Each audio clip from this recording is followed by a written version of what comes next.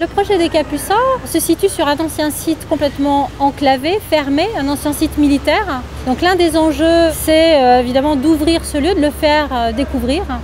Lors des dernières portes ouvertes, justement, on a pu dialoguer et recueillir en fait les avis directement.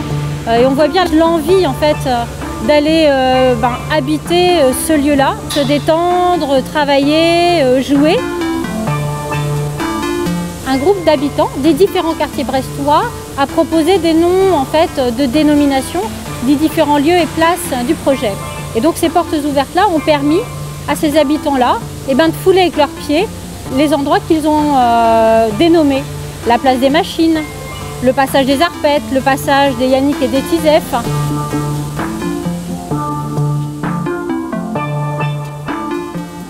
Jusqu'à cette année, il y a plus de 80 000 personnes qui ont pu découvrir ce lieu-là. Cette année, il y a encore 15 000 personnes qui ont pu voir l'avancement de ce chantier.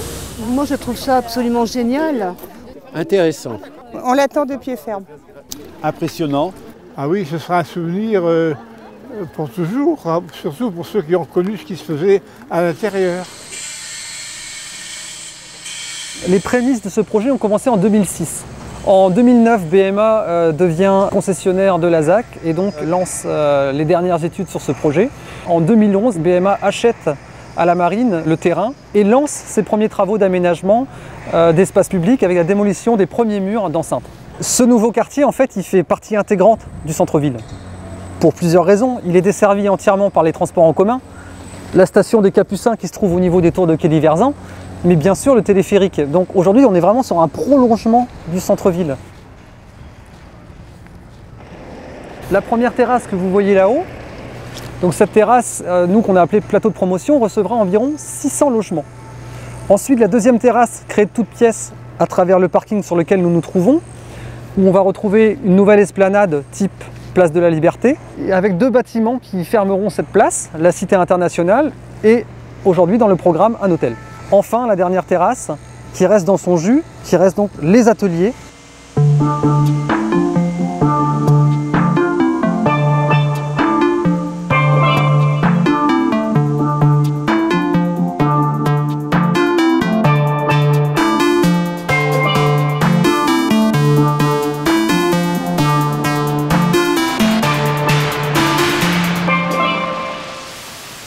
Le projet de réhabilitation des ateliers s'organise autour de la grande place que l'on voit derrière, qui s'appellera la place des machines, car on conserve un certain nombre de machines sur site pour témoigner de l'histoire du site et notamment de son passé industriel.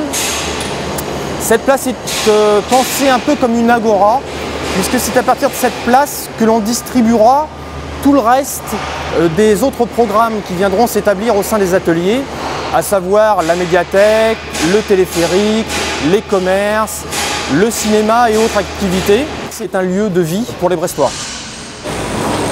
Nous sommes en train donc de mettre en place tout le dispositif acoustique et d'isolation thermique à l'intérieur du bâtiment.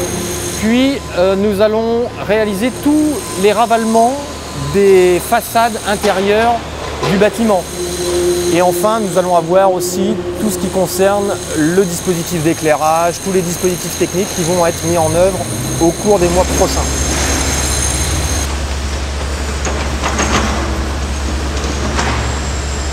On est sur un chantier exceptionnel déjà de par sa taille, de par les enjeux financiers, mais aussi par sa charge, on va dire, affective et patrimoniale pour les Brestois. Puisque bon nombre de Brestois y ont travaillé, bon nombre de Brestois ont dans leur famille quelqu'un qui y a travaillé. Et c'est vrai que participer entre guillemets au renouveau d'un élément de patrimoine brestois, c'est effectivement une chance.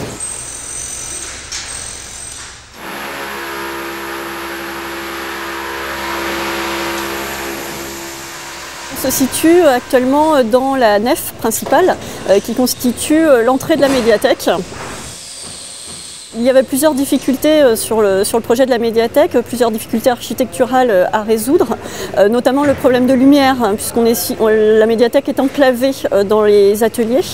Donc le parti pris architectural a été de mettre en place des verrières pour faire rentrer la lumière naturelle et également de retourner le sens de toiture des départements de la médiathèque pour retrouver l'orientation d'origine du couvent des Capucins. On retrouve certains murs porteurs, certains éléments patrimoniaux qui sont également conservés sur le site, tel le four et également un pont roulant, différentes potences et équerres qui serviront de support de luminaire ou de signalétique.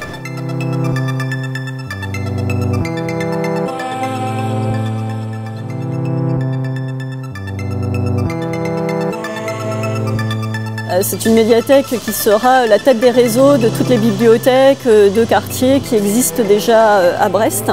On va trouver différents départements, des départements liés à l'actualité, des départements sur le patrimoine, sur la Bretagne, également beaucoup d'espaces numériques qui sont une évolution des médiathèques de demain.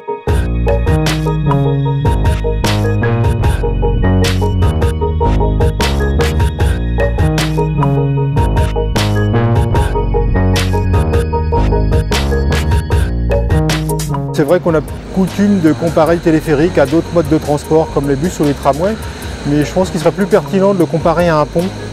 On savait qu'on avait une vraie difficulté de franchissement puisque la distance était importante.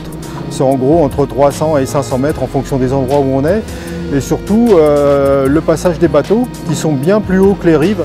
Et on avait cette difficulté d'avoir à faire des ouvrages d'art, donc des ponts qui auraient dû être levant ou tournant et donc avec des coûts vraiment très importants.